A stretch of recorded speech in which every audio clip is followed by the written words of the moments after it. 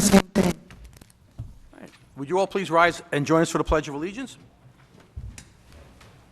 I pledge allegiance to the flag of the United States of America and to the republic for which it stands, one nation, under God, indivisible, with liberty and justice for all. Thank you. Please call the roll. Councilman Giacobbe? Here. Councilwoman Nicholson? Here. Councilwoman Marcocha? Or Marcotte? Here. Councilman Marcocha? Supervisor Colavita? Here. Good evening, everyone. We have our first opportunity to address the board on a specific agenda item. All right, we'll move forward. Approval of the minutes of the April 16th, 2024 Town Board meeting. Any proposed amendments or modifications? None. No, there being none, someone care to make a motion to approve same as submitted? So moved. Second. Please call the roll. Councilman Giacobbe? Aye. Councilwoman Nicholson? Aye. Councilwoman Marcotte? Aye. Councilman Marcocha? Aye. Supervisor Colavita? Aye. Next, we have the reports of departments, boards, and commissions. Law Department report, Mr. Rader. Yes, good evening. First, I have a resolution authorizing the approval of an application for an event permit submitted by the American Cancer Society for the Relay for Life of Eastchester to be held on Saturday, May 11th, 2024. Sure, that's this Saturday coming up, and Relay for Life is a great group, great organization, and great program that we have up at Lake Isle. It used to be elsewhere, and it kind of got bounced around a little bit. Then we thought it'd be a nice idea to have them up on the lawn, the concert lawn up at Lake Isle. So, we wish them the best of luck. We hope they have very good weather, and hope they raise a lot of money for the fight of cancer. So I'll make the motion to approve this and ask for a second, please. Second. Please call the roll. Councilman Giacobbe? Aye. Councilwoman Nicholson? Aye. Councilwoman Marcotte? Aye. Councilman Marcocha? Aye. Supervisor Colavita? Aye.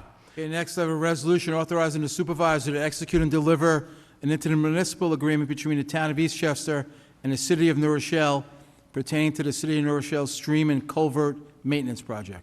Yeah, on this, many people have approached us about the Hutchinson River flood mitigation, and we had a project going with Scarsdale, New Rochelle, Eastchester, of course, and the county of Westchester, but it slowed up dramatically, and I think the funding still may be present, but New Rochelle, particularly in Scarsdale, have not been able to move this thing forward. It was a larger scale project to make the river wider and deeper, and it was very involved. It's still not dead, but it's just slow moving because the priority has been on the dam. So what we've been doing in the interim is basically cleaning out culverts, making sure that there's no blockages anywhere to express the water out from behind these homes down into Lake Innisfree and out over the spillway. So what this is about is us partnering with the city of New Rochelle to go behind the houses on Clarence, and I don't, the names of the roads in New Rochelle escape me, but it's much lower in New Rochelle. So they've agreed to do the bulk of the excavation and clean out. And this is really just a few men and a couple of machines to try to pull out the things that are blocking the path of water. There are stumps there. Sometimes there's a small tree sticking out of the middle of this flow area. There's, piles of rocks which have been either pushed there or deposited there. So we're looking to clean that all out up until Hutchinson Boulevard. And then on the other side of Hutchinson Boulevard, we're not ready for that yet, but there's a couple of spots where the water really, it makes right angle, 90-degree turns and all, and that's really slowing the water's ability to get out. So we're going to try and get permission from the homeowners to go in there and just clean it out and get a better flow to get the water down the hill where we have not experienced a lot of flooding in recent days, or recent storms, I should say. So basically, it's not costing us anything. Our role is to help on the Eastchester side, but to provide a place to put any silt or mud that comes out, and we'll be using the site up on California Road, which is our compost site. So this makes good compost, if you can imagine that. So, but it'll all be tested, make sure it's clean and good, and that's our end of this transaction. So I know that the neighbors in that area that I've spoken to about this are extremely supportive of this, as they are experiencing tons of flooding once we get more than a few inches of rain. So with that in mind, would someone care to make a motion to approve this? So moved. Second. Please call the roll. Councilman Giacobbe? Aye. Councilwoman Nicholson? Aye. Councilwoman Marcotte? Aye. Councilman Markocha? Aye. Supervisor Colavita? Aye. Okay, next, I have a resolution authorizing the supervisor to execute and deliver an entertainment service agreement made between the town of Eastchester and France Jolie to provide musical entertainment at the Eastchester Columbus Day celebration at Lake Isle, and this event will be on Friday, October 11th, 2024. Yeah, the Columbus Day Committee is rapidly working to lock in bands so that they don't become unavailable. And the next few items are all about Columbus Day, so where we thank them for their efforts, and it's going to be quite a weekend. So I would move to approve this and ask for a second, please. Second. Please call the roll. Councilman Giacobbe? Aye. Councilwoman Nicholson? Aye. Councilwoman Marcotte? Aye. Councilman Markocha? Aye. Supervisor Colavita? Aye. Okay, next, resolution authorizing the supervisor to execute and deliver an entertainment service agreement made between the town of Eastchester and CDM Entertainment, Inc. to provide musical entertainment at the Iona University Summer Center in Bronxville on Saturday, October 5th, 2024. All right, so moved. Second? Please call the roll. Councilman Giacobbe? Aye. Councilwoman Nicholson? Aye. Councilwoman Marcotte? Aye. Councilman Markocha? Aye. Supervisor Colavita? Aye. Okay, next, resolution authorizing the supervisor to execute and deliver an entertainment service agreement made between the town of Eastchester and CDM Entertainment, Inc. to provide musical entertainment at the Eastchester Columbus Day celebration at Lake Isle Country Club on Sunday, October 13th, 2024. So moved? Second, please call the roll. Councilman Giacobbe? Aye. Councilwoman Nicholson? Aye. Councilwoman Marcotte? Aye. Councilman Markocha? Aye. Supervisor Colavita? Aye. Okay, and last, I have a resolution authorizing the supervisor to execute and deliver an entertainment service agreement made between the town of Eastchester and FC Music Productions, Inc. to provide musical entertainment at the Eastchester Columbus Day celebration at Lake Isle Country Club on Monday, October 14th, 2024. So moved. Second? Please call the roll. Councilman Giacobbe? Aye. Councilman Nicholson? Aye. Councilwoman Marcotte? Aye. Councilman Markocha? Aye. Supervisor Colavita? Aye. Next, on correspondence, we have a memorandum from the Controller on personnel appointments. These are predominantly Lake Isle hires for green shirts, white shirts, and for lifeguards, most importantly. So the season is upon us. If you are a lifeguard, if you know a lifeguard, and you'd like to get some hours in at Lake Isle, please give us a call. You know, it's always a challenge to sufficiently staff the lifeguard posts. The green shirts and white shirts are easy, but the lifeguards are particularly skilled, so we're looking for some more if we can. So that being said, someone care to make a motion? So moved. Second? All right, please call the roll. Councilman Giacobbe? Aye. Councilwoman Nicholson? Aye. Councilwoman Marcotte? Aye. Councilman Markocha? Aye. Supervisor Colavita? Aye. Next, we have a memorandum from the Lake Isle General Manager regarding an addendum to the existing agreement with the town of Eastchester and Brightview Golf Maintenance. That's the company that the town has engaged to maintain the golf course. And this is, in essence, for the installation of drainage to the following greens: 5, 6, 8, 10, 15, and 16, and some approaches on 4 and 2, and the installation of some cart paths along 9, 10, 15, 16, and 17. The total amount that was approved in the capital budget was $174,271. Someone have any comment on this or motion?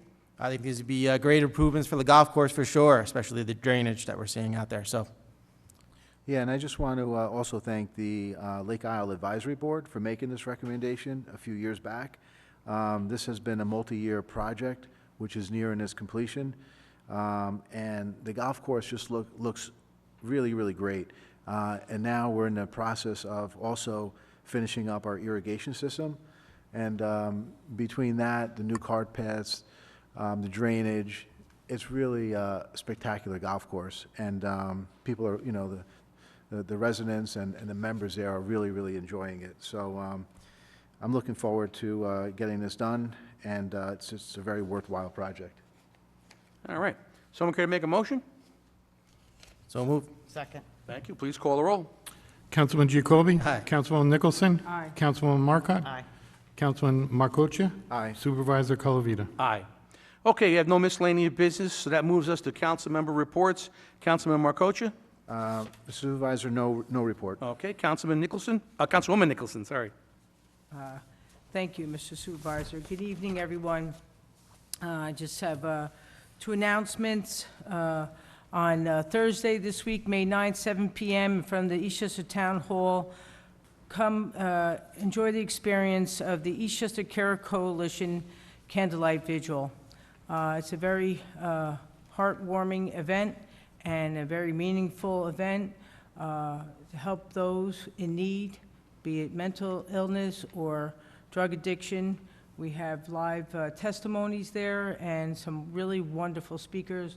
I encourage for everyone to attend. Again, that's Thursday at 7 p.m. in front of Town Hall. And as Supervisor announced earlier, they have Relay for Life this Saturday at the Lake Isle Concert Grounds. It goes from 5 p.m. to 10 p.m. It's an American Cancer Society event. Let's together as a community fight cancer together. All families and friends are welcomed. And that is all I have. Thank you. Councilwoman Marcotte. I have no report, Supervisor. Councilwoman Giacobbe. Thank you, Mr. Supervisor. Just one report from our Recreation Department regarding our town camps. The Recreation Department has several half-day and week-long camps still open and available for registration this summer. Camp Rainbow is the half-day program for residents who turn 4 years old by July 1st through entering the 2nd grade. The Bronxville Sports and Science Camp is 4 weeks long, half sessions for kindergarten to 6th graders. The Girls Flag Football mini camps for 2nd to 8th graders in August, and the Skyhawks mini multi-sport camps for 1st to 6th graders are all available to register on our website at eastchester.org. And that concludes my report for today. Thank you. For my own report, a couple things. I want to congratulate the Bronxville Women's Club on their 99th anniversary. They had a cocktail party last Wednesday, and they were celebrating the new roof they put on. And it was identical replacement of the slate roof that was there from the beginning when the building was constructed, and I think it was 1902. And it's a great organization, and they're doing a good job restoring the premises. We also, many of us attended the 90-plus birthday celebration at Lake Isle. We sent out 1,000 invitations to people that were 90 years and older in the town, many of whom are in the senior citizen program, and we had over 200 people there in attendance, with some bringing family members and all, because they were a little unable to travel on their own, but it was a great party. We had a cake, we had a champagne toast, and it was a lot of fun for our seniors. Had a great time. Also, I attended a meeting along with the town attorney on the Lake Innisfree Dam project. That is moving along. The DEC is waiting for a few small items to be sent to it before it approves and clears the construction plan. So at some point, probably in this next springtime, we'll have another large meeting with residents to explain exactly where we are, what's going on, and what the next step is. Also, our engineers are furiously working on the Crawford Road drainage project. We're working with Siwanoy Country Club, with each other, the engineers particularly. Mayor Marvin and I speak on almost a daily basis about this project, so we're putting together a nice plan and hopefully execute on that shortly. Also, the Leewood Park renovation project is upon us. The bid was awarded. There's a construction meeting next week, and we anticipate that construction will start either at the end of next week or the week after. And it's a huge project, but we're very excited about it. It involves multiple sports, multiple playing surfaces and playing facilities, increasing the parking lot, just general improvements to sidewalks and lighting, and it's going to be absolutely beautiful. So we're very, very happy that started. Also, on Saturday, the 11th, at 11 o'clock here at Town Hall is the Police Memorial and Commendation Service. There are 3 officers who will be recognized who passed away in the last year. Also, our commendation ceremony occurs at that time, 11 o'clock here on Saturday. Also, at 9 o'clock in Tuckahoe is their program as well. So it'd be nice to support one or the other or both if you possibly can. Also, on the 16th of May, at 7 p.m. at the Eastchester High School Auditorium will be a Memorial Day program sponsored by the Eastchester veterans, and it's all about recognizing the sacrifices made, of course, for our freedom in this country. It's a great program. It is both somber yet captivating. It's a very moving program. I urge anyone to go, if you want to relax, sit in some air conditioning for an hour or so and see all about Eastchester's history with regard to veterans and our service. It's a great way to spend a little bit of time. And on Sunday the 19th, on Sunday, May 19th at 3 p.m., the Memorial Parade will start from Immaculate Conception Church. It'll go up Main Street till it gets out to White Plains Road by AMHAC, and it'll go down to Memorial Park. Once at Memorial Park, there'll be a ceremony and a program there, and I urge everyone to attend the parade or gravitate toward Memorial Park, which is absolutely beautiful, with the monuments that are there and the landscape work that was done there, to pay a little respect to those that gave the ultimate sacrifice. We taped a program today about it, and we were sure to recognize our veterans, but they were the first to say it's not about us, it's about the people that never got a chance to be veterans. It's about those that passed away in service to this country. So please make an effort to come out. If you can watch the parade or attend the ceremony, it is certainly worthwhile. And that concludes my report and brings us to the second opportunity to address the board. Yes.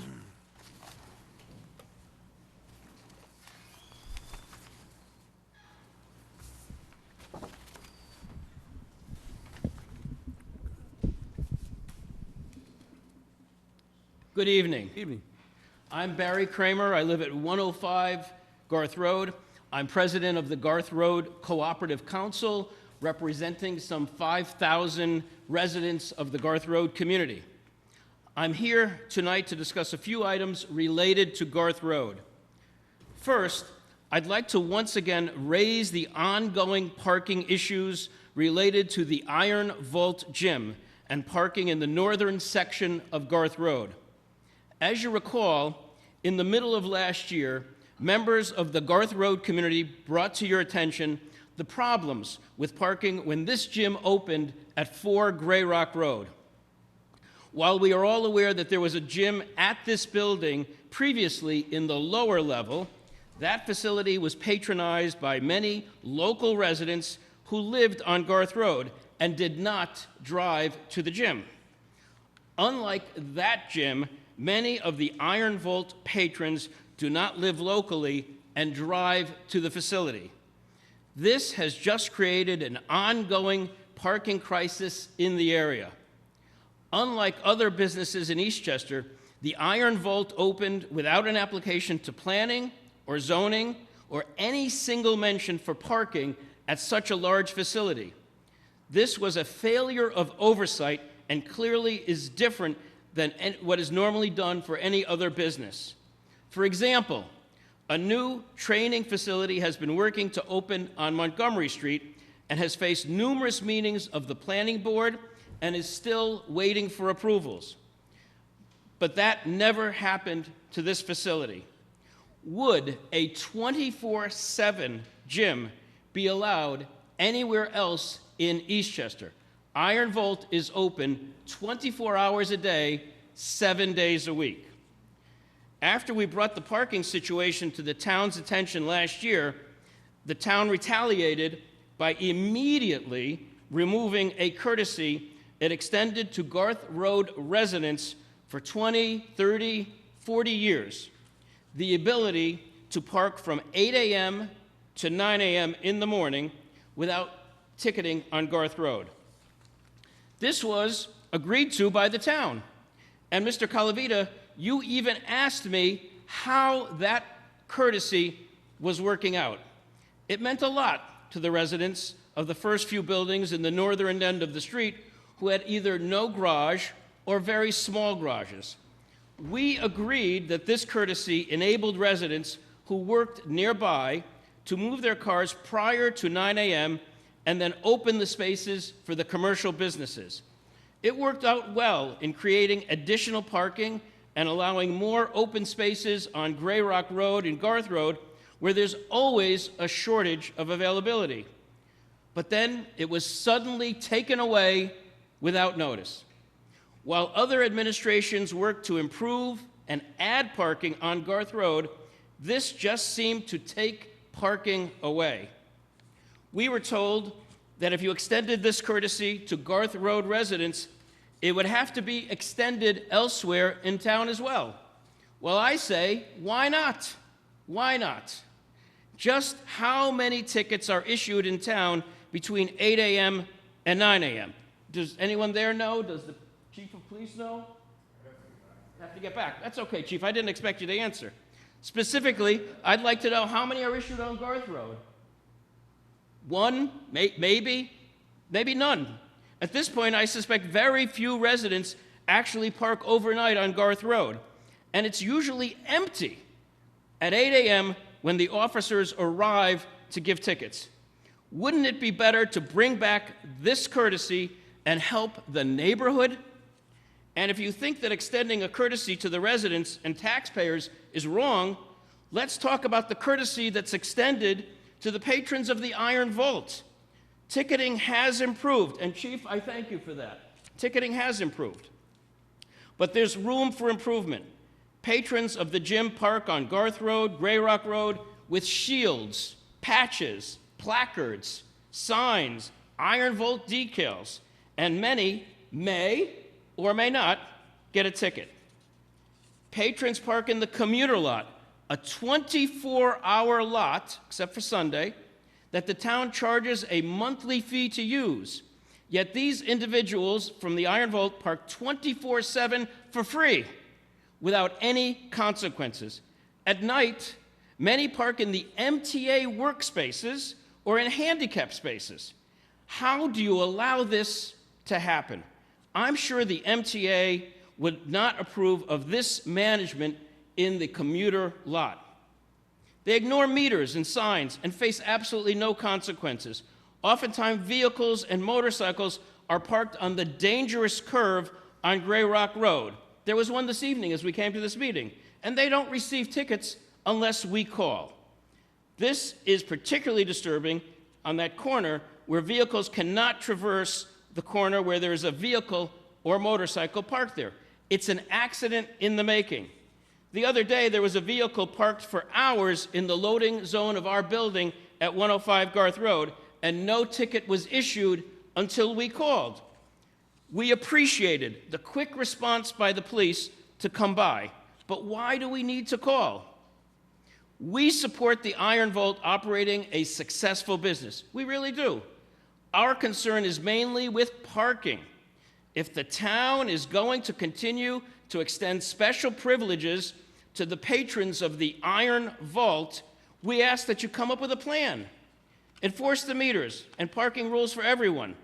Put back in place our 8 a.m. to 9 a.m. courtesy so that residents can more readily find a spot during the evening and early mornings. Suggest to the gym that patrons park in the Beatty lot or in Freightway Garage, Scarsdale, both free on weekends and in the evening. I was told that businesses wanted this courtesy removed, but only 1 or 2 businesses are even open in the morning. And I'm sure the new coffee shop, the owner is here this evening, would love to have some free available parking from 8 a.m. to 9 a.m. There's not a single business owner that has ever approached the Garth Road Council about parking from 8 a.m. to 9 a.m. The bottom line is this: please restore our 8 a.m. to 9 a.m. parking that was in place for more years than I can recall.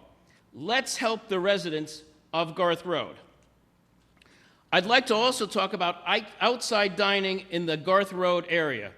You know, this past Sunday, there was an article in the Journal News. I actually brought it with me. This is the article that appeared this Sunday. It talked about going all out. These are great places for alfresco dining this spring. 154 places that are mentioned in a very long list. 114 in Eastchester. Do you know how many outside dining places are in Eastchester, as my friend Fred Moses used to say? Dining in Eastchester. Do you know how many? 2 or 3, maybe. Garth Road needs outside dining to keep our restaurants competitive and welcoming. Do you know on Garth Road in Scarsdale, there are many restaurants like Via Forno, Jackie B's, and Tipsy Taco, all which have outside dining. We need this on Garth Road too for restaurants like Slice. The owner is here with us this evening. The new Omni Coffee Shop. The owner is also here with us this evening. And Cafe Alaya, which is a Michelin-rated restaurant. Isn't it wonderful to have a Michelin star-rated restaurant here in Eastchester and on Garth Road? But he can only be competitive if he's competitive against those restaurants nearby in Scarsdale. In order for us to keep these restaurants in business and compete with our neighbors in Scarsdale and elsewhere, we must come to an agreement and make outside dining feasible. Garth Road's commercial area is a thriving community that people want to visit and live in. Even the town's scroll on Channel 19 asks residents to patronize local restaurants, and it specifically mentions many have outside dining. I've heard some concern the sidewalks are too narrow. I get it. However, the great thing about Garth Road is if you can't walk by, for example, Cafe Alaya, you can always cross and walk on the other side. We have two beautiful sides of Garth Road. As summer approaches and hopefully more nice spring days like today, let's work together to help our Garth Road restaurants create a welcoming place for breakfast, lunch, dinner, or even just a cup of coffee. Please allow outside dining at our Garth Road restaurants. Just a couple of other real quick items. I'm hoping that you're still working on replacing and repairing the Welcome to Garth Road sign at the southern end of the street near Harney Road and adding a sign on Garth Road when you enter from Scarsdale. At another time, I'd like to spend more time exploring the possibility of EV charging stations on Garth Road. More and more residents are considering EV vehicles. I think the county has about 100 EV charging stations, and I think I read this evening they're going to have up to 700 soon. I'd like to think that Eastchester will be prepared for the future and what's coming in EV vehicles. Finally, thanks to the town and the Parks Department for planning not one, but 2 concerts on Garth Road this year. Save the dates, July 3rd and August 14th for these concerts. Very much enjoyed by Garth Road residents and other members of the community. Thank you for allowing me to speak, and have a good night. Thank you. I'm happy to entertain any questions. Well, I don't know if I have any questions, but there's a lot to unpack there. I understand. But I want to be very clear about some things, though. The situation with the Iron Vault, they did not need to get planning board approval. They were a permitted use in an existing space, and the building department reviewed their application. They did not need to go for planning or zoning approval. There's building plans there from an architect, and they did what they had to do without need for planning or zoning. Every application is different. Everybody has, different ideas about what they want to do, and they're changing, blowing into new buildings or into new space or whatever. That was all squared away. Right, was there, on the Iron Vault, they started as a smaller facility, and then they grew as space became available in that building. Within the building, yes. Correct. And that's an acceptable, permitted use for that building. So What about parking? I'm sorry? What about parking requirement? Well, the building has no ability to provide parking, so it's irrelevant, as you're well aware. Also, the Iron Vault has done, or as I'm told, I've not been there, and I'm not a patron there, they have a valet relationship with the gas station that closed down around the corner.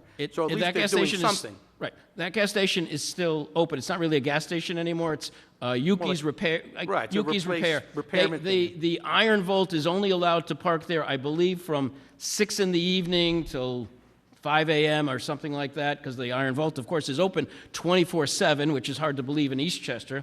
But that parking is only available to Iron Vault patrons in the evening, and it's not large enough to accommodate all of the patrons that come specifically at night to that business. Okay. But also, you made comments that, the police department didn't give a ticket here, didn't give a ticket there. We don't have a police officer stationed on Garth Road. That's a sector that's within the town.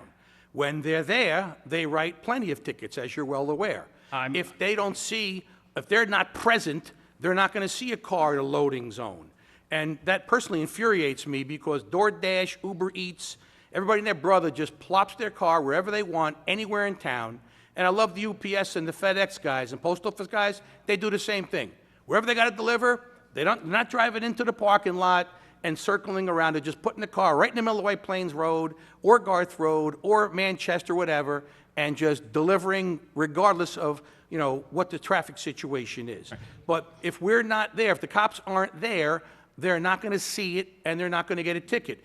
You do an excellent job calling in those issues. And every time you do, in a split second, there's an officer there. A call comes in, radio goes out to the vehicle that's in the area, boom, ticketed immediately, okay? But I want to be perfectly clear about something, so there's no confusion whatsoever. You were the one that complained about the lack of parking enforcement. So we nuked the area with tickets, okay? And when you called that in, you were accusing the police department of not doing its job and showing favoritism and all this kind of stuff for badges in the car, which may have been the case, may not have. I'm not going to say one way or the other, but the chief stepped on all of that and said, you're over the meter, you're parking in the wrong location, you're in a handicap spot, you're getting the ticket no matter what. And that's what's happened there, okay?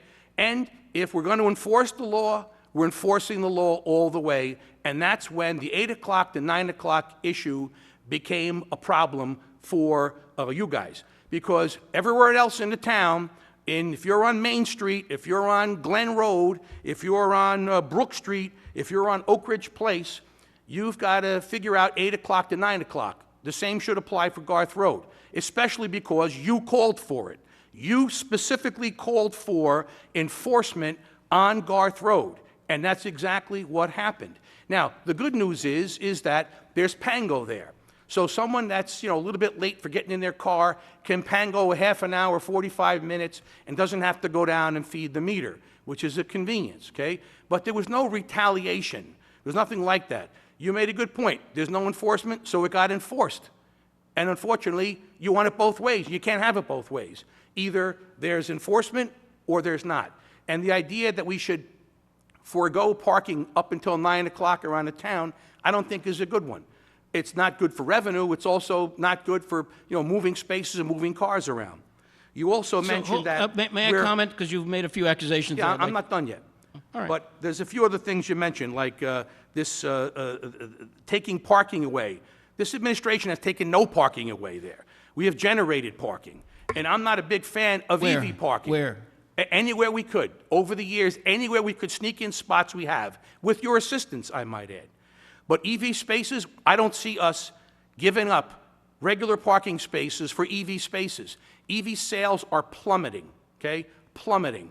And I don't see us doing that. If the buildings wanted to put a couple of EV spots in each building and showed us that they were willing to put their money where their mouth is, then maybe we might consider it, as long as we're not taking up prime spaces in the area. Because as you know, if there's an EV space there, you can't have, regular car parking.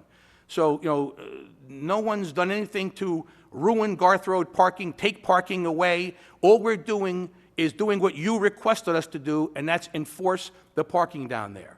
Now, as far as the outdoor dining is concerned, we had examined that ad nauseum. We prepared and drafted a law. We spent funds on attorneys. We had professionals come in. The town attorney worked on it. We all worked on it. We did all this analysis, did all this work, and we came to the conclusion that for on-town property, that, this location down on Garth Road that we were talking about at the time could fit maybe 2 tables of 2. And what we do up here affects the entire town. We don't just do a zoning law that's for one location or one block. The problem we had further was that, even though we wanted to be supportive, if you factor in downspouts, fire hydrants, tree pits, emergency exit ways, regular entrance ways, there wasn't a lot there. And for the record, the town does permit outdoor dining for restaurants on your property, like Mickey Spillane's, like Pole Patina. There's a few other locations in town that have outdoor dining. You were talking about outdoor dining on town property, right? Now, even presuming we could get insured and presuming that we worked out liability issues, it just was not feasible, and there was all this commotion for, one location. And, I'm not a big fan of doing something, town-wide for one entity. Also, you mentioned Scarsdale. Just because Scarsdale does something or doesn't do something doesn't mean we have to follow suit, okay? I've eaten at all those restaurants you mentioned. Some are okay for space, others are not at all. You can't even pass by Tipsy Taco. You can't put a stroller past there.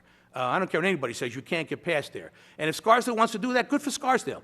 There are a lot of things that Scarsdale does that the neighbors there, meaning the Scarsdale residents, are very upset about. They've abandoned stormwater management in the south end of their town. They've also put in laws about, qualifying building permits for sanitary stormwater management issues for their houses in the vicinity of certain areas in the village, all of which are immensely unpopular. So, we can't just go by what Bronxville does or what Scarsdale does. White Plains put in a whole bunch of issues regarding leaf and tree baggage and all. It was a complete fail, and they walked away from it. So, we kind of balanced this all out, and we decided we weren't going to proceed. So let me first be, Well, a lot of people here he's with. Every time I got shut down after 5 minutes, what, it's just because I have curly hair? maybe it's because I have no hair. It can't be the reason, David. Can't be the reason, David. You walked it on now. Make it brief, please. I will be brief on my comments. First, I want to say, when you say you, I want to be clear that I represent 5,000 residents on Garth Road. The Garth Road Council, 11 buildings, have authorized me to speak. So when you say you came here and asked for such and such, it is, and I want, because people on Garth Road say to me, well, you is a representation of the Garth Road community. Sure, I recognize that. Okay.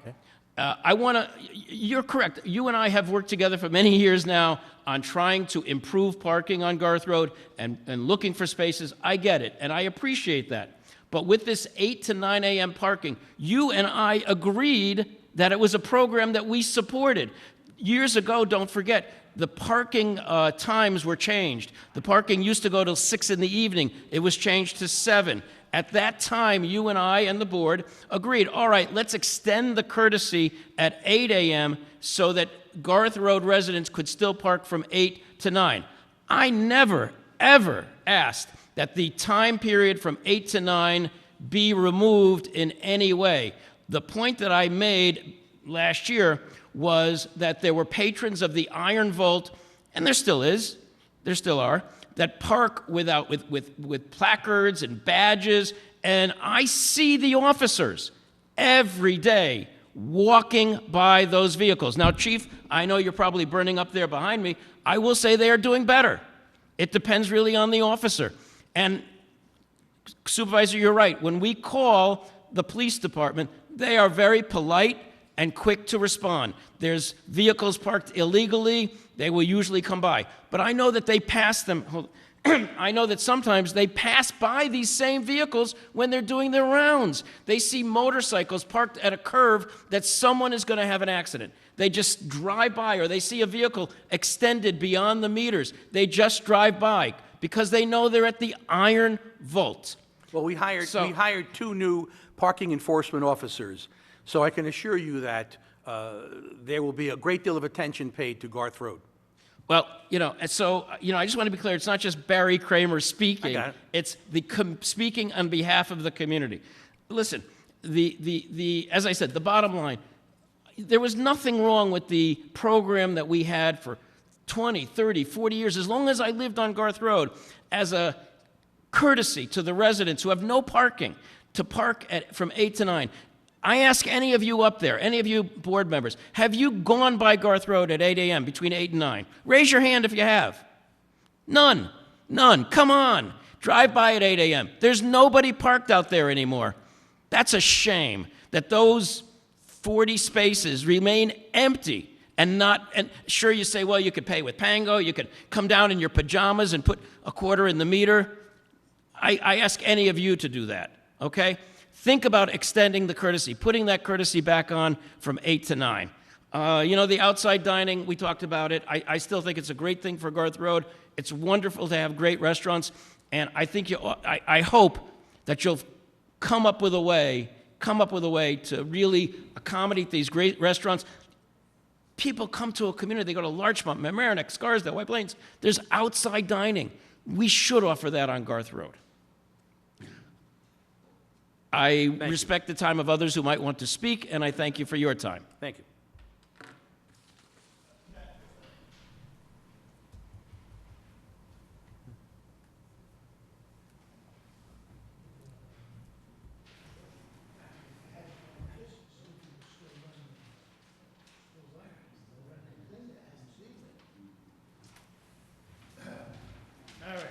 David Levy, David Levy, 220 Hillside Places. My friend Moses used to say, Upper Tuckahoe. All right, first, I came here for a couple of things, but now things change. All right, first of all, Tony, as a resident of this town, I'd like you to speak in favor of us to the Hochul, the woman that makes Cuomo look good. Con Ed, I have here in my hand, and I'm not the only one in town, I have here in my hand my Con Ed bill for this month, okay?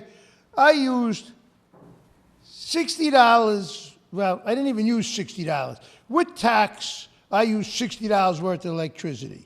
Con Ed charges me $126.15 to deliver $60 worth of electric, okay?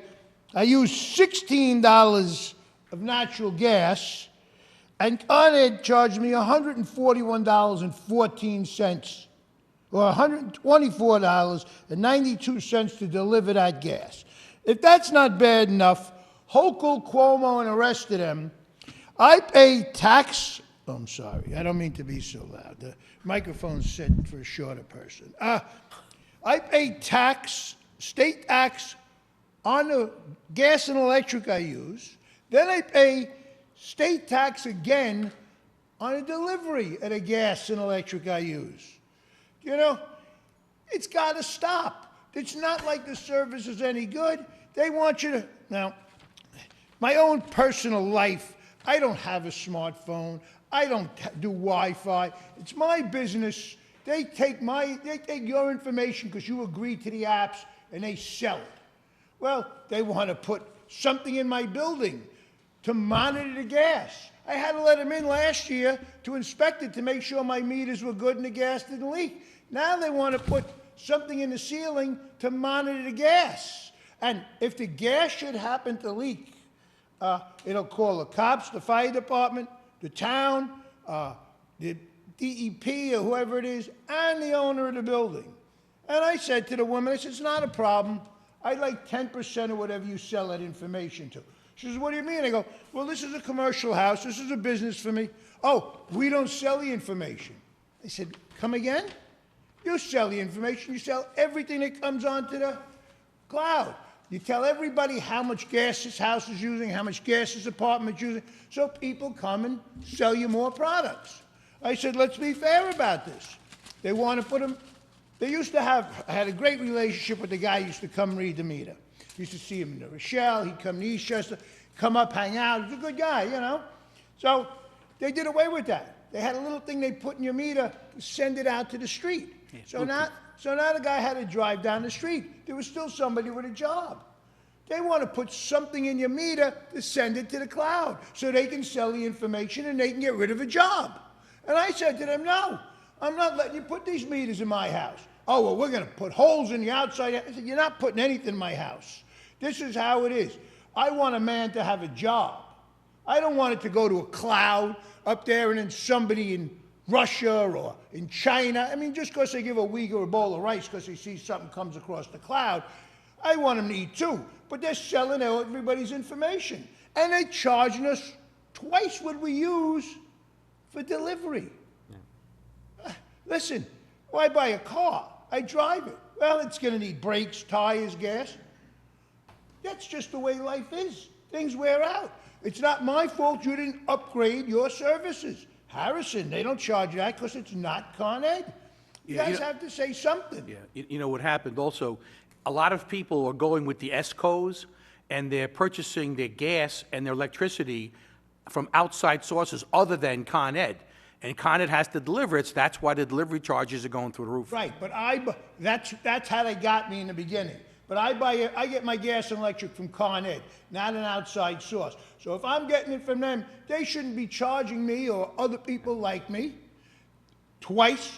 two times what I'm using. To me, that's a little ridiculous. Okay, now, there was something else. Something else I wanted to talk about. Well, I got involved with what Mr. Kramer was going on about. Listen, I remember when you wanted to put parking meters 8 a.m. to 8 p.m. They cried. So you changed things. Well, you worked with them. To 7. Right. So they had a little restaurant during Biden's covert. They had a little restaurant that had tables outside. They wanted to keep it there. The 5,000 people he represented complained about it because the sidewalk was too narrow. Mickey Spillane's has 18 feet before the curb. There's the pizza place, Popatina's, has a huge sidewalk. Well, Garth Road, the sidewalks are small, okay? So you couldn't have it. It's a safety thing. I understand that. When the Metro North gave you that property down behind the buildings to put parking in, and down behind the baseball field, I came to you, I said, listen, how about we put up a 3-story parking garage or 4 you know me, it's my work, or I want to find work for my brothers. And what'd you say to me? It's a very good idea, but the kids will be hanging out there when it's empty, there'll be drug use up there, they'll be drinking up there, and they'll be breaking into cars. And that hadn't come to my mind, but yes, I was a kid once too. I know all about that. Fetzer and Lovelace used to take all our beers. There are other cops that let us keep 2. All right, so, but they don't remember what they say and do, okay? Then I bought my house in 96. The taxes on my house were $3,000 a year.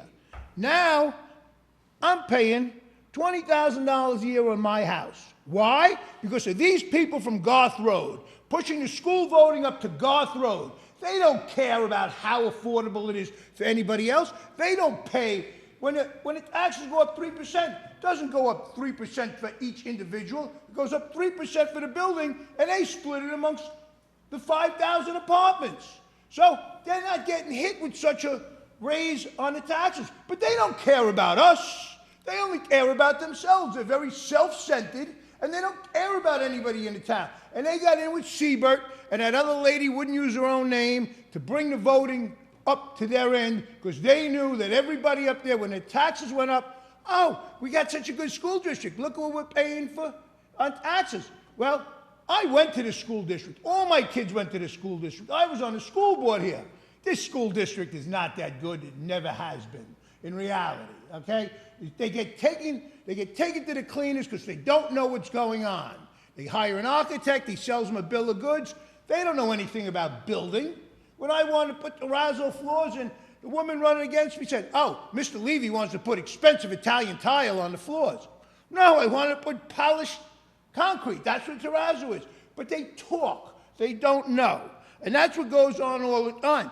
I mean, why can't you raise my taxes, the percentage, like you raise that tax? I got a 4-family house, so it should be 4 times less, right? But it's not, because that's just what it is. All right? Now, let's see here. You go, oh, EV? Well, like you said, if EV was such a good idea, why'd they take the damn elevated trains out through Manhattan and the Bronx? All right? Elevated trains were all electric. They pushed gasoline cars down our throat. Now, all of a sudden, somebody's nephew or cousin is making money on EV. Well, you know what? It takes 500 gallons of petroleum to make 1 electric car. What are these people going to do when they outlaw petroleum? Okay? Most of these people have clothes. Well, I like to wear cotton, but most of these people have clothes that's 90% of their clothes are made from gasoline byproducts. What are they going to do? Walk around naked? Because they don't want to use cotton because it was picked by slaves. You know, it's just, sometimes it gets ridiculous. These people have to stop, look, and think. Pick up a book, read. All right? I know they don't have fireplaces to burn the New York Times in, but you have to read. You have to educate yourself. You just can't get up here one day and spew something, and 2 years later, flip-flop and spew something else. You know, I'm going to use the same amount of time Barry did, because it's equality. You got more hair. I'm just kidding you. But that's just what it is. You got to be fair to everybody, not just your 5,000 constituents. Because I read in the paper today, there's 35,000 people in the Eastchester community. 35,000. So there's 30,000 people whose lives matter just as much as those 5,000, but they push their agenda on us. And like I said, my taxes went up $17,000 in 38 years. My taxes in Kentucky, on 250 acres, I pay $53 tax. All right? Why does anybody want to stay here? It's a great place to work. It's a terrible place to retire to. All right, I'm trying to think what else there was I came up here to talk to you about. I forgot. I got so aggravated. On the agenda, it says opportunity to address the board on agenda items, and then it says opportunity to address the board for the second opportunity to address the board. And I've been through this with you, and I've been through this with your predecessor. It says opportunity to address the board. Robert's Rules of Order, opportunity to address the board. It's not questions and answers. He gets up, I get up, I say what's on my mind. It's my opportunity to address you and tell you what's on my mind. You don't have to answer us. You don't have to say anything other than thank you. That's it. That's correct, but we try to be No, I responsive. understand that. But people use that to push their own agenda because they push your buttons and they... Listen, Scarsdale? Yeah, most of these towns. Oh, White Plains, 7 days a week, 24 hours a day in White Plains, you have to pay for parking. You know what? Let's put that on Garth Road. 7 days a week, 24 hours. He wants to be like other towns or other cities. Let's be like White Plains. 7 days a week, 24 hours a day, you're going to pay for parking. Just as an asterisk, you know, when I became supervisor, there wasn't a first opportunity to address the board on agenda items. And what was happening was the agenda was getting done, and then people were coming up and saying, hey, I wanted to comment about, you know, item C or F or whatever the case might be. So we changed that to give people an opportunity to say something before we took action on this stuff. And it's been interactive, which, you know, I think is a good pattern, but you're correct. Robert Rules says you shall address the board. It doesn't say you shall have a conversation with the board. Right. It just says you shall address the board. And you're not incorrect, And but it we try to also- be a little more informal. And it also says that the only person we can address and the only person that can answer us is the chair. So when he asks everybody else, raise it, no, okay? And let them run a candidate to get somebody on the board. I can't see. The Robert Rules of Order chart. Oh, Motion nice. chart, flow chart. I got the whole thing here. Oh, so nice. if you want a copy of it, I'll that give it to you. That book I gave you when you took over went to good use? It came to fruition All right, here. Yeah. so I can't remember else what oh, that's what it was. Okay. It was on the agenda item. He went down too quick. I didn't get to read it. I was under the understanding, which is probably not correct because I don't play golf, but when this company took over, I'm looking for the name. Brightview. All right. When they took over the golf course, I thought that they were going to maintain the golf course. I didn't think that the town at our expense was going to redo the greens, was going to put little cart paths on. I thought that was all coming out of their end. No, those are improvements different than maintenance. Like, for example, we put the new irrigation system in. That's not something that they are responsible for paying for. That's a new installation that we're putting in. Now, they've got to maintain it, of course, but like when we're doing the installation of the drainage on the greens, that's an improvement that we're making to make a different green. It's different than maintaining it. But they've been, I tell you, with all the respect to them, and Mr. Papadimitriou can tell you, they have been very generous with the town, taking trees down, doing things that are not part of their contract. They have volunteered a lot of their time and equipment to help us out. And we have a very good relationship with them. And because we're in contract with them already, it's easier for us to do this inexpensively because they're already there, they're already on the job, and they do great work. I mean, of course, I never saw the course look so good. It's really in great shape, All right, well, so. like I say, I don't play golf, so I don't know. Yeah, but, you know, right. if you're a golfer, you would really appreciate that. So what's going on, in Leewood at that? I see we put 6 new tennis courts in? Yeah, we finished the tennis courts, Right. refinished them, new fencing. We're putting in 4 pickleball courts, 3 bocce courts, a brand-new playground, a brand-new, 2 brand-new basketball courts, a little turf field for like the, you know, minors, little squirts, you know, the T-ball group, just a small turf field. And we're making a parking lot that's approximately 84 spaces. It's 3 times more than what it used to be. And yet, we're still maintaining the open space at the right. bottom of Cross Hill. And we have a gym area also for people, like not with weights, but with apparatus you can sit upon and move around, stuff like that. It's quite remarkable. So the basketball courts are gonna be where the old tennis courts used to be in the back? No, the basketball courts are going to be, well, one that's there presently will be redone, renovated, and one will go right next to it, parallel with the White Plains. We can't with the- put them back in the front where they used to be? Because when I moved. I know, I When I remember. moved here, there were 6 tennis courts in the front, and then where the basketball court is in the back, there were another 6 courts that they took them away. And we have paddle tennis. Right, put 4 of them away and put paddle. And then I guess they put the basketball on the other 2 tennis courts. Yeah, what we did, that we configured it so that we preserved the hill, the Right. vegetation on the hill, the trees on the hill, and put everything basically forward onto Leewood Drive. And I tell you, the tennis courts came out great. We just, unfortunately, I don't know if they're going to be available for this spring because it's going to start construction in a couple of weeks.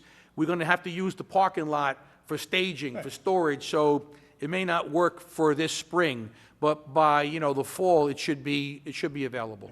And you mentioned trees. It brought another thing up I've been wanting to ask, I've been wanting to make a comment on for a number of years. Behind A&P, the Chicos, whatever it is now. Yes. There's a big hollow, there's a big valley down there. It's about 1.25 acres, 1.75 acres, and it belongs to the town. Right? It's full of big old growth trees. Oh, you weren't aware of that? Lou? Yeah, I'm not sure how far we own. No, I looked it up because I was looking at a building that backed up to it. sure. So, is there something we can do about selling those carbon rights? Because to me, selling carbon rights is a lot better for the environment than electric cars that you have to have a generator to charge anyway. What I have to talk to you about, I'm not really sure what you're referring to. You're talking about felling the trees? And No. You can't fell the trees. Trees have to grow. The trees, while they grow, they... I'm sorry. I understand now. And then those Carbon, as in carbon Right. dioxide. Carbon dioxide. And then you sell, because of the amount of trees you have in a certain area, you sell that to people who pollute, and they need to have, you know, under the new laws, They gotta- that's all. Yeah, Permit credits, that's interesting. It's better than cutting down trees, you know? You cut down a couple of big old trees so the other trees can grow, and that's it. All right, thank you very much. Well, I want to thank you, by the way, publicly thank you for the tree sapling that you gave in the name of my father we planted up here. But I give that to you for. Yeah, I know I gave them. When that happens, then you can see. We'll see. Thank you. Yes, John.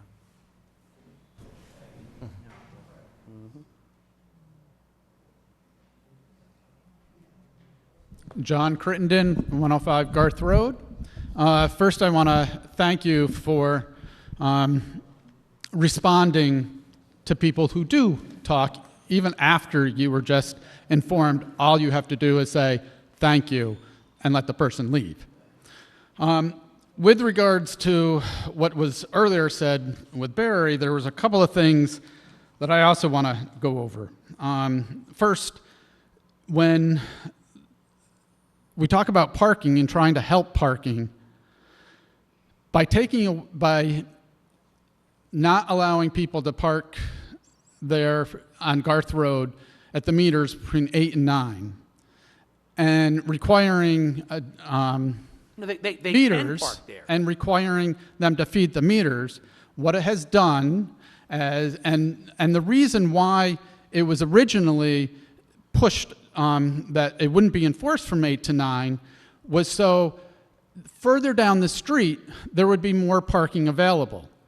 And the philosophy and the thought was, and it had worked, and it was working, that individuals who have to leave to get to work by 9 o'clock in locally, like White Plains, would be able to park at in the front.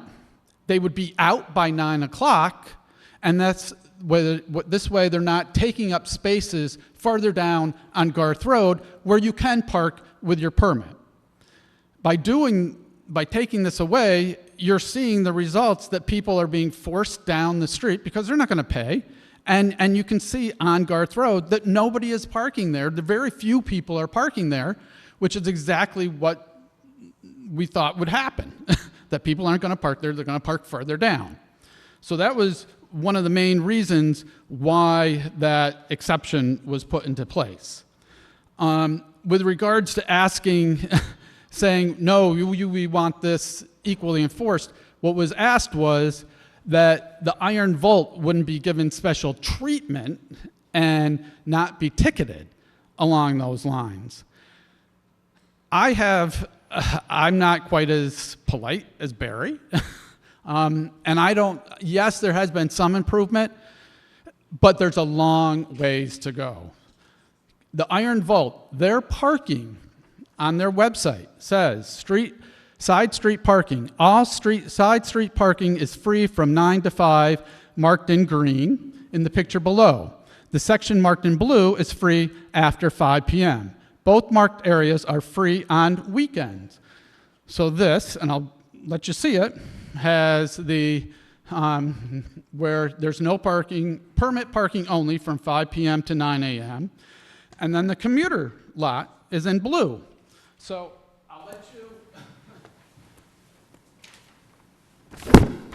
see that.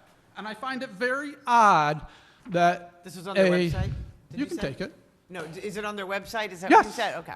Yes, it's on their website. I find it very odd that a business owner is going to advertise something that is going to get their patrons ticketed. You only do that if you think you're okay and your patrons aren't going to get ticketed, because why else would you want to do that? It's very clearly marked. Commuter permit required, enforced 24 hours a day, Monday through Saturday, except Sunday and holidays. Free parking, Sunday and holidays, and then the list of the parkings. Head-on parking only, and that was just put in. And permit parking only 5 p.m. to 9 a.m., Monday through Friday, head-on parking. All of these are clearly right there for anybody and the owner to see. And in case you didn't know what the parking was, there are the villages, the towns, signs. With regards to the corner that Barry talked about, that we constantly are talking.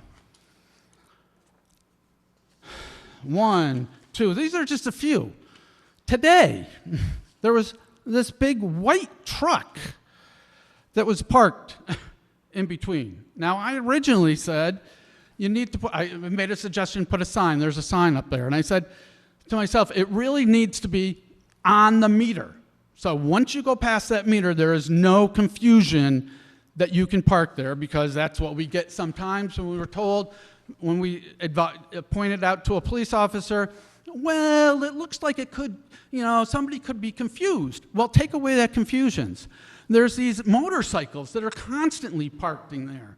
And I've even said to them, this isn't a parking spot. Their response, well, we'll be okay. So, and as Barry said, there was another motorcycle there today. Is there a colored one there?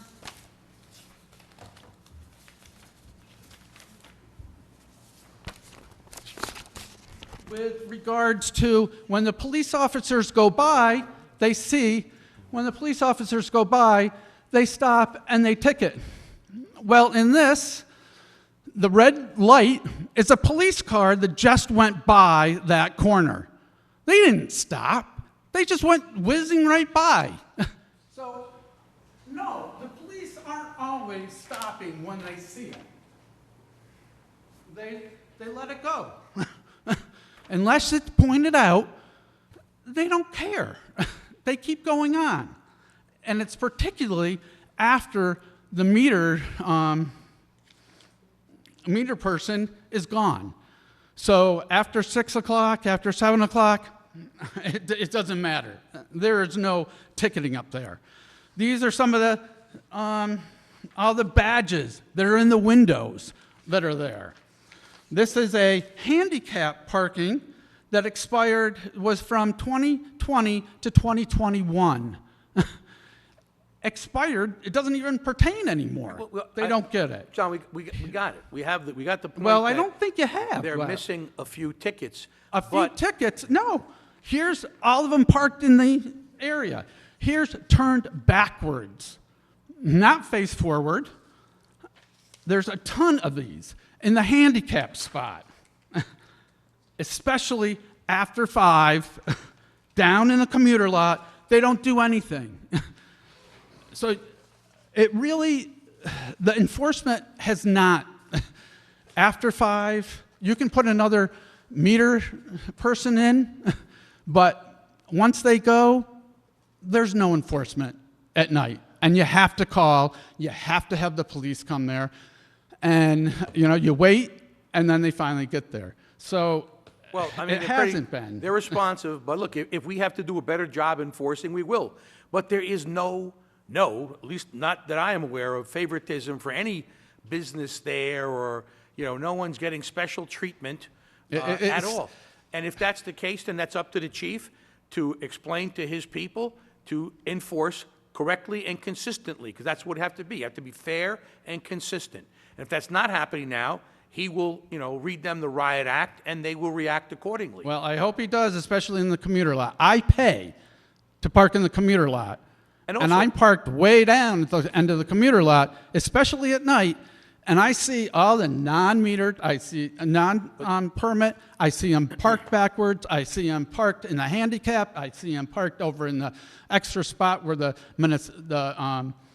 Metro North is. But if, John, if go into it for a sec, if Iron Vault is sending out, or putting on their website, a parking plan, where to park, whatever, and it's incorrect, that's Iron Vault's problem. And It is, but that's going to affect their business with regard to their patrons. But that's nothing to do with us. What has to do with us is enforcement. And if we are going to be fair and reasonable and consistent, which we are, then we will continue to write tickets, notwithstanding what anybody says. And again, if the problem is enforcement, you can't have it both ways. You can't say, okay, well, don't enforce on the residents, just enforce on the businesses, because that's not fair to the businesses. So, it's like the old expression, like being a little bit pregnant. Either you are or you're not. Either we're enforcing or we're not. And the decision was made by the department to enforce, and I'm supportive of that decision. Well, then they are not enforcing it equally. Then we have to do a better They job certainly on are not enforcing it equally. And another thing, people keep forgetting that Garth Road pays a special parking district tax that other areas don't pay. So we do pay. But that's not directly correlated things to here. this. All right, whatever. It does. I understand your comments. I got your comments. So I'll leave these. I can bring you even more on this. We got the point. So thank you. Thank you, John. And hopefully some of this parking, and especially that corner is Dangerous. very dangerous. And we shouldn't have to call them, especially when I see police drive by and don't do anything. And even maybe have them move that sign onto the meter so there's no confusion that past that meter, because that's what happens. Good point. Thank you, John. Yes, sir.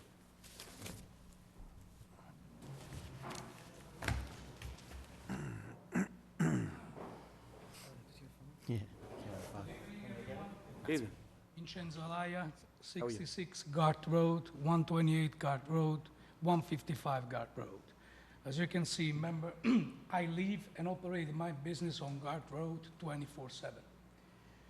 The only thing I'm hearing here, and Mr. Colavita and members, is just with every problems that we presenting regarding Gart Road, parking situation, that not helping business, or the outdoor dining. The only thing I hear, and this is not the first time we're meeting each other, we had other other,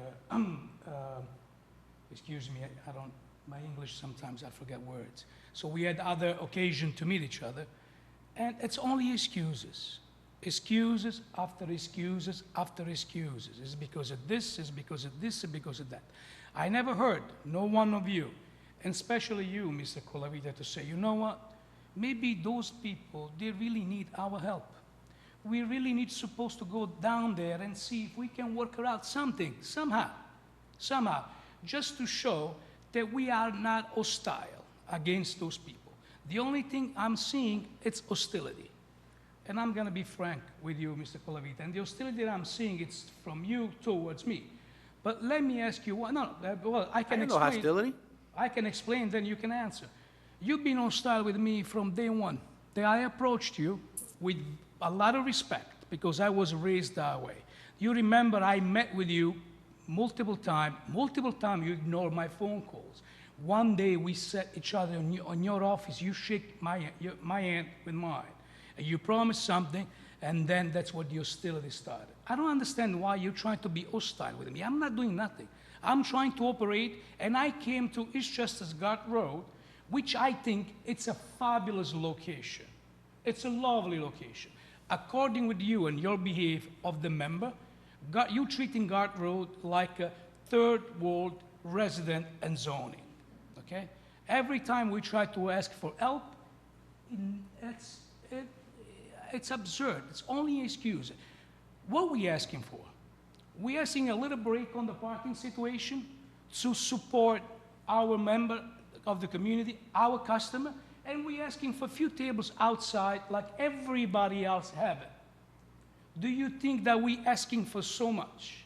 There has to be so hard that we're gonna come here years and after years and after years discussing the same thing. Like, for what reason we asking for those tables outside? The reason is simple. We have a member of the community, they don't have the luxury to have houses. We live on a particular zone. Garth Road, we all know. Nobody has outdoor space. So there are a lot of people, they're walking down Garth Road, they would love to sit down outside, having a glass of wine, walking with their dogs, and make us a community.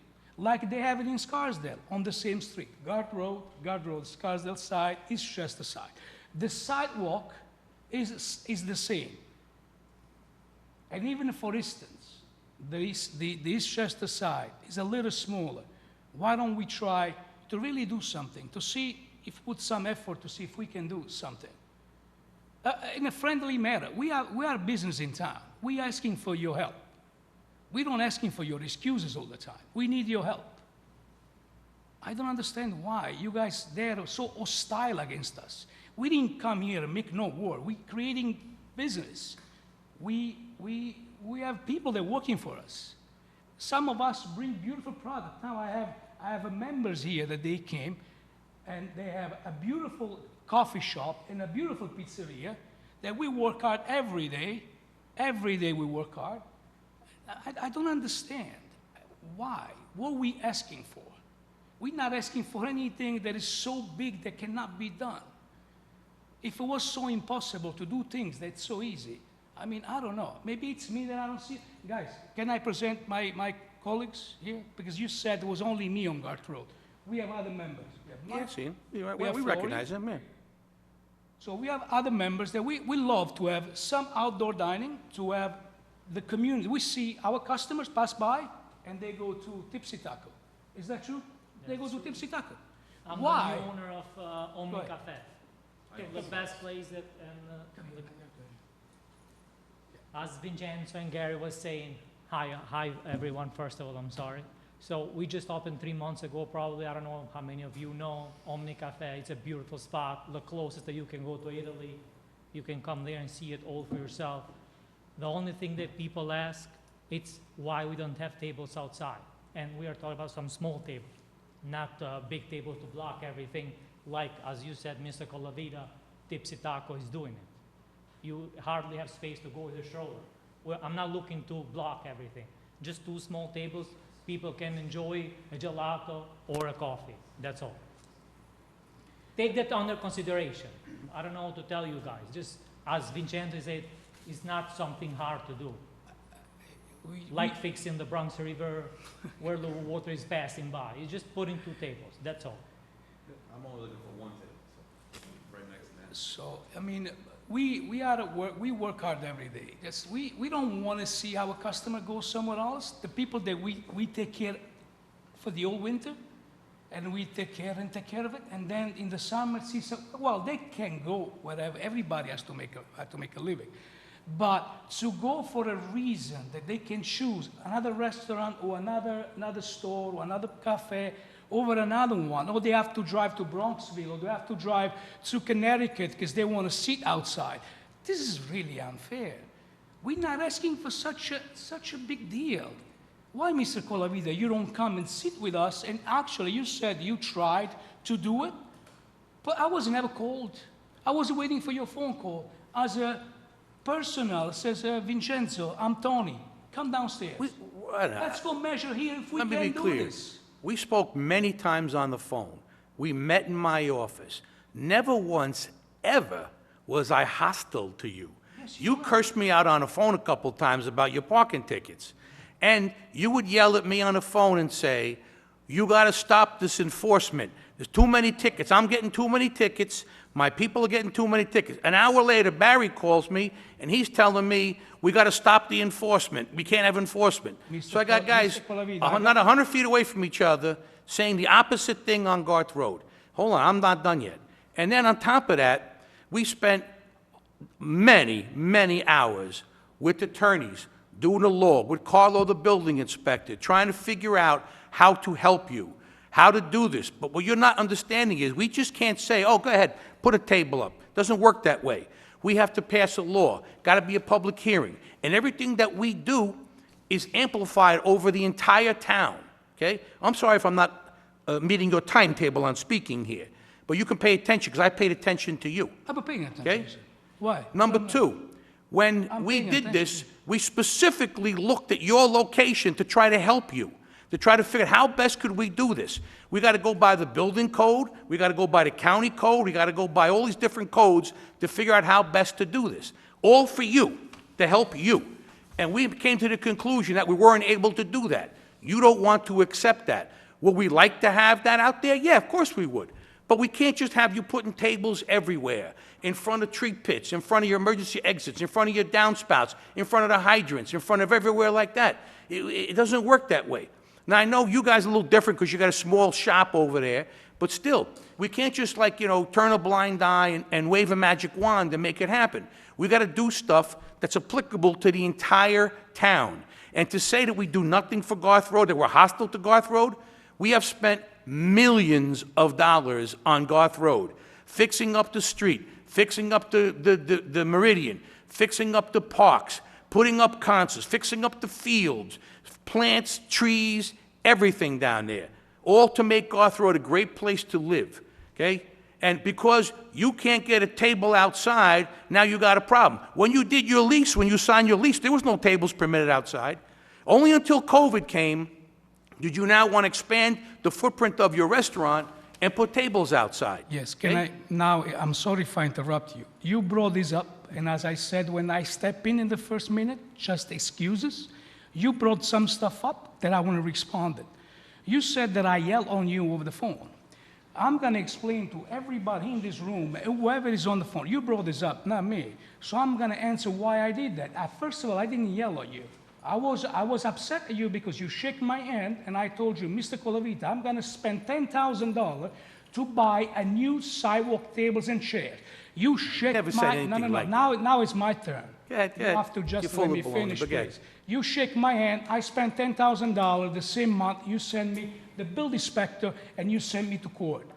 So that's why I was mad at you, because I spent $10,000 with my own No, money. you were after mad at me shaking your about the hand. tickets. So You never once said you spent any money on that. See, Never you're once. Mr. Calavia, you're getting personal. That shows that you're. I'm not getting something personal. is personal. I'm just telling It's you something factually what personal. happened. It's something personal, and I understand why. And I know also the reason why, and I told you. And if you like, I will explain to the court, to everybody, to the member of the, and to the people in Eastchester. We don't have to go there. I don't want to go there. Okay? You know that we had the sidewalk for 2 years, so that was doable. We done it. We have the proof of it. So now every excuse you find that I came here again and approached you with respect. Once again I did, and I proved it. But you are only find excuses. You don't want to do it. Telling you facts. I'm No, not you giving don't want to excuses. do it because you can do it, but you just don't want to do it. There is two things, Mr. Colavita. Or you don't want to do it. You don't understand or the law, you can do it. No, unfortunately. and I have to finish. Both of them, it doesn't justify why you have to act this way. Because you can do it, but you don't want to do it. Because No, it's doable. you're incorrect. We have to do it for everybody, Yes, everybody not does. just you, not just Everybody's- Garth Road, the entire town. We have to figure this out for the entire town, not just Garth Road. This isn't passing a law for one block. This is passing a law for the entire This is town. very And everybody that we incorrect. talked to, It's everybody very we ran this incorrect. by was, this is not worth It's the very squeeze. incorrect because every zoning, You know more than me, I guess. you know better than I do. I'm not on the town board or any mean. I cook food. Every zoning, they have specific treatment depending from the zoning. So we're talking about one street, and again, I'm approaching you with a lot of respect, but I'm only seeing excuses. I don't see nobody try to help me out or help any other business owners here. You just guys find excuses. We have Garth Road that has sidewalk tables outside, the same Garth Road. I just want to remind you that Garth Road is very long. The portion of the business is very small. So it wouldn't affect the entire Garth Road, which is huge. So we're talking about a few feet on the sidewalk, whatever. How much? 60 yards at the most. Yeah, we're aware of that. And We I know just Garth want to Road. remind, because I want to remind you one more thing. The business, it's only on one side of Garth Road. The other side is completely without, except for barbershop and some other stuff. Mostly the restaurants is in this side. So we did it. We did it. Why everybody else can do it and Eastchester is so hostile against? I just think it's personal. I just think it's personal. Because if somebody else was there, because you know that other restaurants in town, they do have sidewalk cafe. They have that because it's as of right. They own or lease the property that their tables are on. That's what you're failing to understand. It is a And I game have and no not an personal excuse. animus This is a about the game. businesses there. We work very hard to make our businesses successful in this town. If you We do really everything wanna we do can to try that, to help them out, but if- you just don't like the fact No, I that do we like- can't do this for you. You need to accept that. No, I don't like the fact that you're finding excuses and you're not clear. That's why. I don't know if I could be more clear. So say it. Say it. So say it. All right, I just Just said say it it. for the 5th time. We made a decision as a town board that the parameters we would need to establish for outdoor dining But we would did not it. get you anything. You We would, did it you during would have a COVID. bunch of tables out there. You couldn't But do it. it's not true. We did it. You don't want to do it for the community. I'm You not don't going to care. repeat myself. We kill ourselves for this community, particularly the It's the just business a community. waste of If you time. don't agree with that, I can't help you. I do agree with everything you say. I just understand why you're saying it, and I do agree it. I just want the people to understand, my colleagues, that who is the town of Eastchester, that we're trying to talk, and they have to be hostile for whatever reason. I just want to let you know that you guys been hostile against us. We came in the town that you represent, that you're the supervisor, investing our money. We came here to give job to people that they live in Eastchester where they pay the taxes. We brought you a product, our vision, that you want to stop it. I just want everybody No, to... we're not stopping yes, your you business. are stopping it. How are we stopping your business by not permitting you to have a table for 2 people outside your restaurant? Because... That's ridiculous. You have a great restaurant. Everybody goes there, and you're making a ton of money over there, God willing, okay? Well, No one's well, closing you. well, We're just saying there's not enough room on your Let me sidewalk be to do the what you want to restaurateur. do. That's all Let there me be is. the restaurateur, Mr. Colavita. I know why I need the sidewalk cafe. Let me be the restaurateur. The only role you have is to help business that come in your town and try to open a dialogue. That's what you should. I don't want to teach you what you're supposed to do, but you should have a listed dialogue and see, you know what, and stop the personal thing. I don't know why you have a personal against me. Nothing personal. I don't know Yes, what it the is hell you're personal. talking It's about. clear that it's personal. I see could it care less every about day. you personally. Nothing, Anyway. nothing personal, so to speak. I've worked with businesses all over, all the time during town, So- constantly working with them. I know, You want to we- just make it we like it's don't waste- personal because you're not getting your way, and it's not. It's not getting You're a my nice way. guy. It's not for Good me. for you. Good see, luck you're to missing you. a point. It's not for me. It's not for me. You're missing a point. We're It's done. for the community. I represent a community that they like to come to my restaurant. I represent 40 employees that they make money out of my business. It's not for me. You're missing the point. It's not Vincenzo Alaya. It's Okay. Alaya Group. I'm I missing the point. represent community and people that work for me. You just being hostile against me and against other business that they come on Garth Road. So I want the people to know Okay. that you and the member not even open up a little bit to the idea to have a fair discussion, a respectful discussion. We You have spoke on no the phone. respect. We You have commanded no attorneys, respect. we drafted laws, spent all this time working on it, which you don't want to recognize because, you know, you're not getting I your way. will never recognize your excuses. I'm sorry. All right, thank you. Your I your will time is never. up, thank you. You're welcome. Thank you.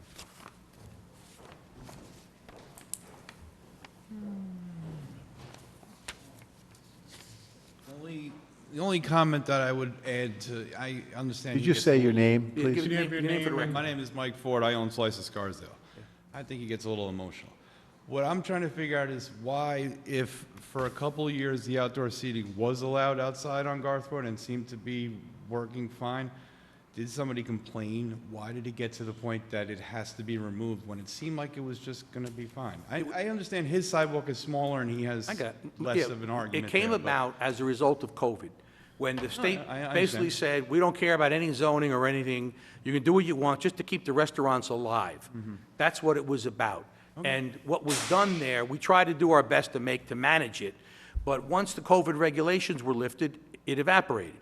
Also, you know, with regard to the, you know, the examination, we had spent a ton of time thinking I to try to understand do you're this. not, I mean, you know, you have no idea.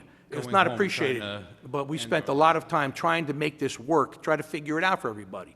But it's just not practical. I don't think in it's that. personally, I don't feel the Of course personal not. between, but, no, yeah, so I don't know, where I'm located on the block and where the coffee shop's located on the block, and his other restaurant is a much bigger sidewalk. That, I feel like maybe we should be able to, is there a permit we can apply for? Because I feel like that we might Yes, be able if to you- get one table yes, each the- along the wall there, Yes, something? Mike, the planning, the zoning code, the planning section provides for outdoor parking. And, I'm sorry, outdoor dining, excuse me. We're getting a lot of issues. That would be good too, if you had outdoor dining Very cold with in parking. here, too, so. But it provides for outdoor dining. You should just reach out to Carlo in the building department. He can pull up you can go online, you can pull up the section, and it gives you all the setbacks and the, you know, hours of operation and what you need to do. And if you have the space, it's a walk in the park. It's easy. All right, we'll look into it. Good luck. I'm gonna be just quick, Mr. Please, yeah. As I said before, by the way, I'm Florent Mucha. I also live in Garth Road, 127 Garth Road. Yes. And we just opened this coffee shop now there.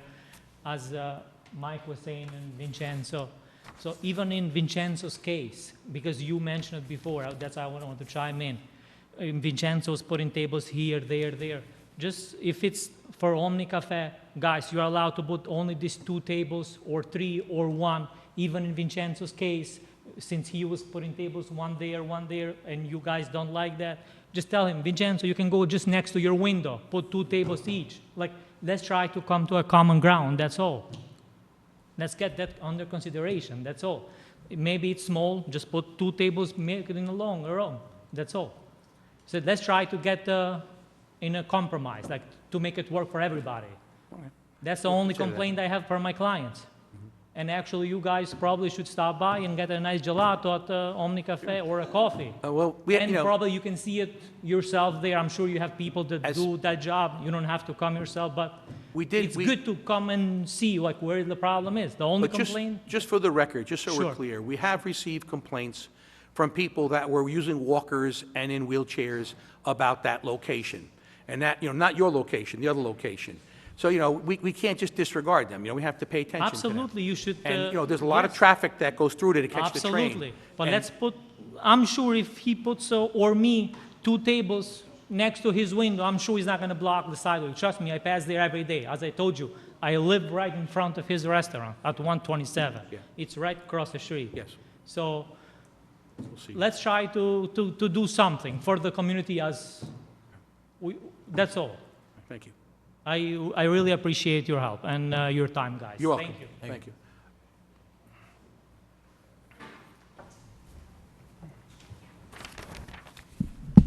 Bob Foyce, 105 Garth Road. Whoa. Yeah, something should be worked out, but the first suggestion I would have is what he just said. Stop by. And remember, you have a friend and a neighbor who lives in the neighborhood who's been around town, not just living in town since the 1960s, same era as Tony, but who has covered downtowns throughout the neighborhood. Ask me. None of you asked me. None of you asked a lot of my neighbors. You didn't ask my neighbors, a lot of my neighbors. There's a lot of people on Garth Road who could have asked about this stuff. And this could be worked out. What are we talking about? There's a lot of space. I'm not saying there should be a property trade, but there's a lot of space on those sidewalks, particularly across the street, to put tables. Just a thought. There's a lot of space adjoining some of the buildings, near the parking lots, and near the wooded area to put tables. Just a thought. There's a lot of things that could be done here, and there's a lot of room by these establishments for tables. So I don't know what the fuss is about. I'm just going to tell you, I'm a patron. I would like to see tables. I think it's a nice thing. I think it adds to the character of the area. I think it adds, it draws business in. It's a good thing. It's a comfortable thing. All right.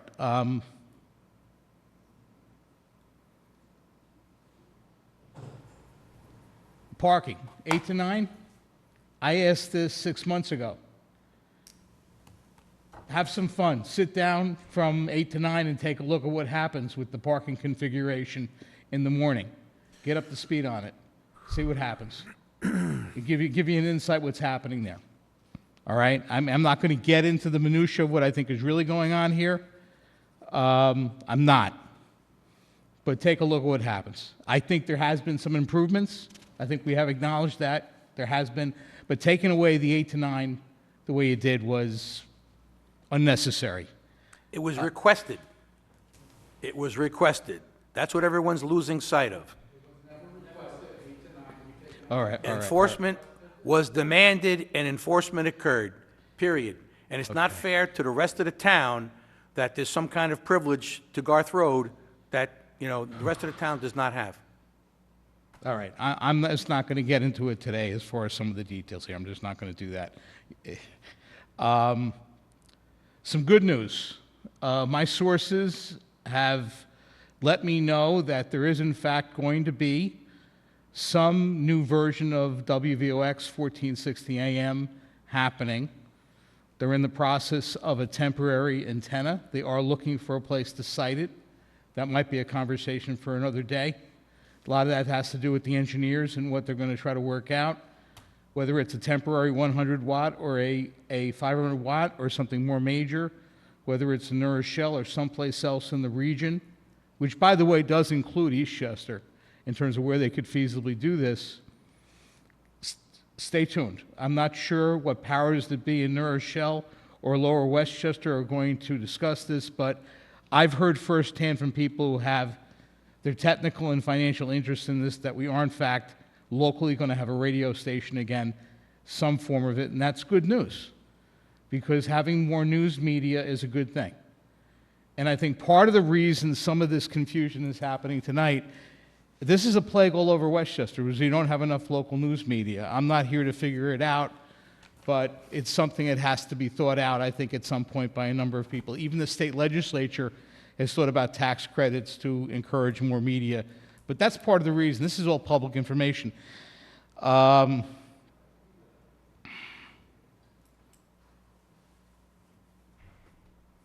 along those lines, And I'm going to go out of the box here a little bit, different subject.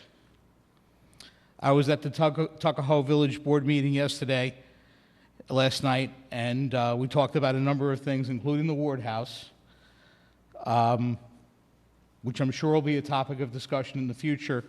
But that's not what's on my mind right now, though that is one of the things that I think about and worry about. They talked about the Tuckahoe Master Plan. Tuckahoe, what was that? The Tuckahoe Master Plan, Oh, master plan, huh? which is not in your standing or area per se. Or if it is, though I'm curious why there isn't an Eastchester representative on there, because Tuckahoe as a village is in Eastchester, and we are impacted directly. But what disturbed me is that I heard the whispers of some of the supporters of the change in the master plan, and I'm going to say it. They brought up the fact that, some of them who were supporting changes in the master plan wanted to see low-income housing. Now, we can't control what they do in Tuckahoe, but we better not be asleep at the wheel. And getting back to what I said about news media and public information and people knowing about things, if they're doing something right under our noses in a village in our town that's going to change the character of this town, we better be aware and be vigilant and organized, regardless of all our differences. Okay, it's real and it's happening, and it's close at hand, and I think we have to be a little more vigilant about it. We can argue about parking, we can argue about outdoor seating, we can argue about the Ward House, we can argue about a lot of things. P.S. They're organizing and changing the master plan in Tuckahoe that could bring more low-income housing to Eastchester. People need to be aware of it. We need to be doing something about it. It's not going to be a small issue. It's going to be a big issue over time. It's something perhaps you're not directly responsible for, but it is in our town. All right? Listen, I see you all involved around town doing all types of things. I appreciate Auntie Jacoby and Luigi showing up for the Samuel Crawford commemoration, and I appreciate some of the stuff Joe Dooley, I believe, is doing behind the scenes, which I do appreciate greatly.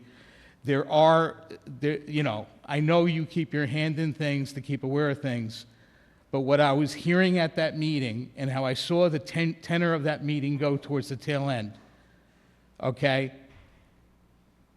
They mean business. They mean to change things in Tuckahoe that is going to affect this town. And though it may not be our direct responsibility, we have to be aware and awake about it, because I watched and I listened, and you know me, I've covered a lot of town boards and village boards in my lifetime. There was a tone towards it to the end that made me very nervous and very uncomfortable, especially when a number of people brought up the idea of there's definitely the intent to redesign the master plan in Tuckahoe to have low-income housing. Now, is there anything we can do as a town to change that? We have no standing to be involved there, and if we're not appointees and not participatory, there's nothing we can do. However, I think what the village should do is they should send, their drafts, their, what they intend to do to us for consideration, as well as the village of Bronxville too, as a courtesy. When we did our master plan, we, made sure everybody was involved, had a big committee, all different parts of the community were involved, and we drafted a master plan.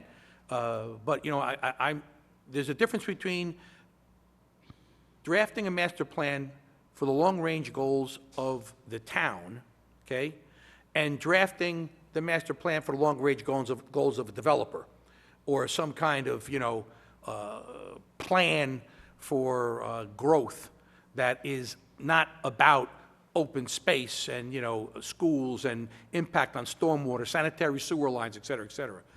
So I hope that they're doing the right thing there. I presume that they are, but they should give us a CC. We should have our planner involved. You know, I would certainly be willing to be involved with that. I appreciate you saying that, and I understand that you may not have the legal standing. Understood.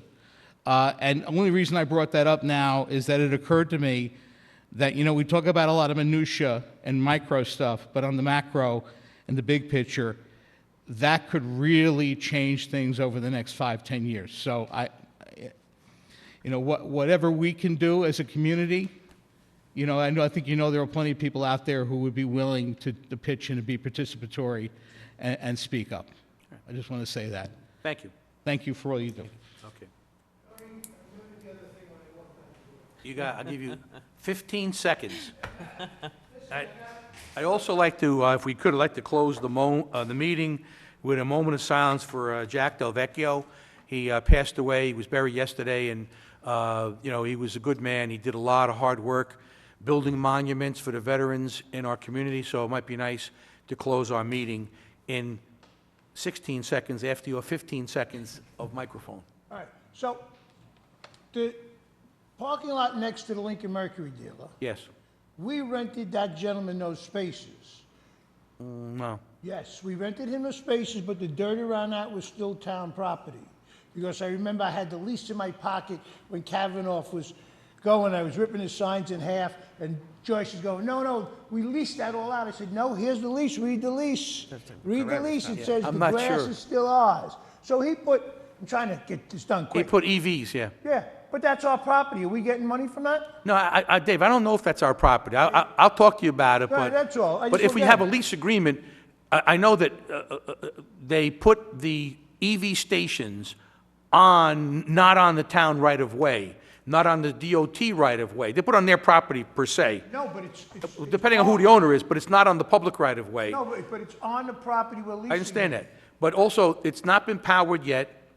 Con Ed has to power it before anything can happen there. Also, they're supposed to be planting trees on the back of the installation to bury it, basically. And, you know, it was $130,000 worth of improvements on that location. But if, it's my belief. Yeah, the question is, do we own it or not? From its Yeah, own- I remember vaguely there was a lease. I didn't know if it was that side. I'm not Well, sure, it was Dave. that side, and they were paying. But I thought it was the front, that, the parking it- spaces that are on Swift that are, you know, like, I don't know, perpendicular to the roadway. No, but it was that parking lot right there. Yeah. And, I mean, I don't know, I got everything packed up in Kentucky, but I got a copy of that lease. All right, and they Well, were we could check paying- it. They were paying us bi-monthly by the amount of spaces there that we were losing from the meters that were there. All right, All right. Mr. Del Vecchio, you. rest in peace. Thank you. Have a good one. Would all please rise? Thank you.